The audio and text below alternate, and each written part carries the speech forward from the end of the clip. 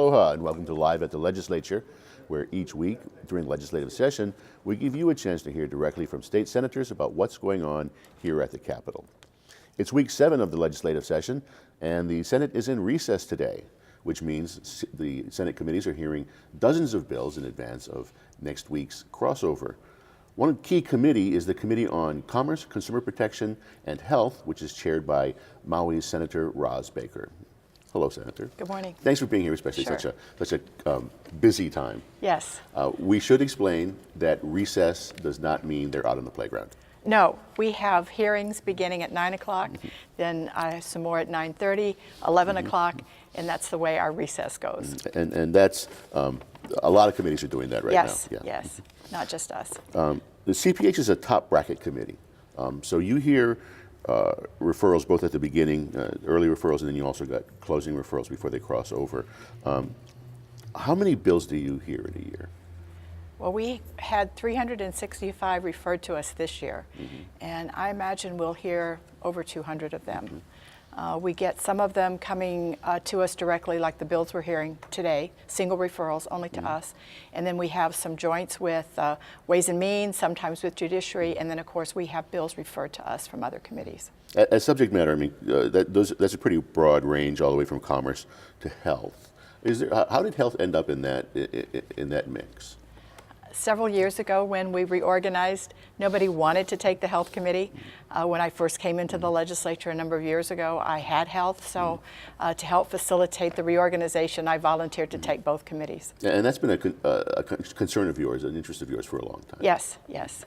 The two committees work actually really well together, but yes, there is a lot of bills to have to look at as a result. As usual, there are a lot of great, interesting ideas that come across here. For example, Senate Bill 11, which you were one of the introducers, would outlaw polystyrene foam containers statewide. Yes, and Maui County beat us. Their law went into effect December 31 in 2018. So I think Maui County became the first state to ban polystyrene, and we know that it's not good for the environment.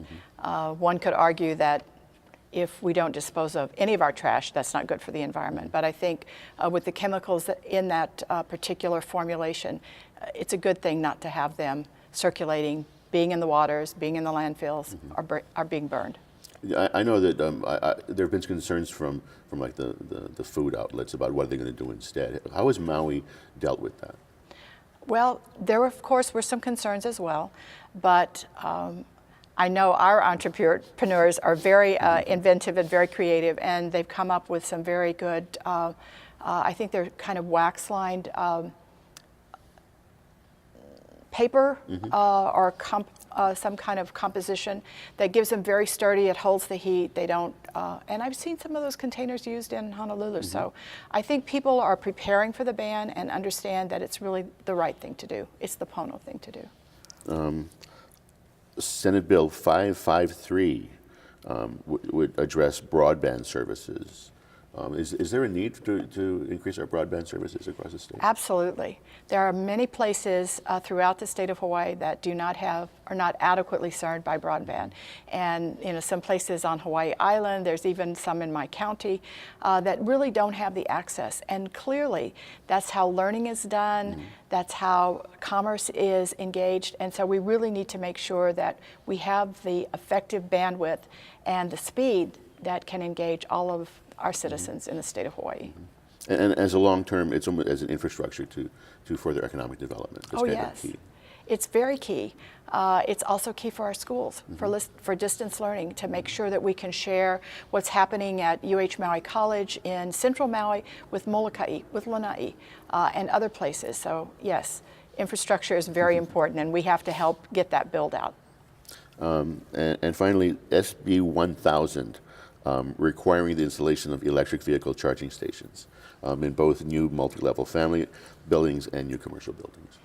I think if we don't have that particular kind of infrastructure, we're never going to get to our renewable energy goals. We're never going to be able to get off of fossil fuels. And when I purchased a car a couple of years ago, I really wanted an electric car, but my condominium, even though it would fall under this now, didn't have any charging stations. And it was difficult because our parking spaces are not assigned for me to say, okay, I'm going to get one and then I'll just plug it into my own outlets. So yes, I think by doing this we'll encourage the adoption of electric vehicles, and we'll be further ahead in reaching our renewable energy goals. And this is for new construction. What about, has anybody talked about retrofits for the older buildings?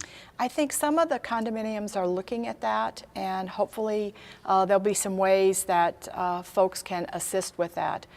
Because yes, this is for new construction, and we need to take care of some of our older buildings as well.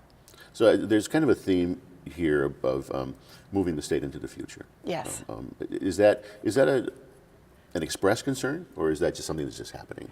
No, I think that's a conscious effort to look down the road. You know, we want to make sure that we leave things better for our children and grandchildren than perhaps we had. And so we need to take into account how things affect the environment, how they affect our economy, how they affect the learning in our high schools and elementary schools and even in our colleges. So it's important that we look to the future. Okay. Finally, in the area of health, what's happening? I know that there have been some changes in hospital structure and whatnot. What are we looking forward to in the near future for developments in healthcare in Hawaii? Well, there's always a lot of new technology that one needs to adopt in healthcare. We've been trying to work with the hospital systems, both Hawaii Health Systems Corporation, which has a number of hospitals, public hospitals. Of course, Maui Health System was just spun off from that, and I think we need to continue to encourage them and provide some subsidy to make sure that they are able to survive and be independent on their own. And also looking at some of the licensing requirements for our healthcare providers to make sure that they can practice up to the very top of their license. And you know, we've empowered APRNs. We're looking at how we might be able to do something similar with physician's assistants.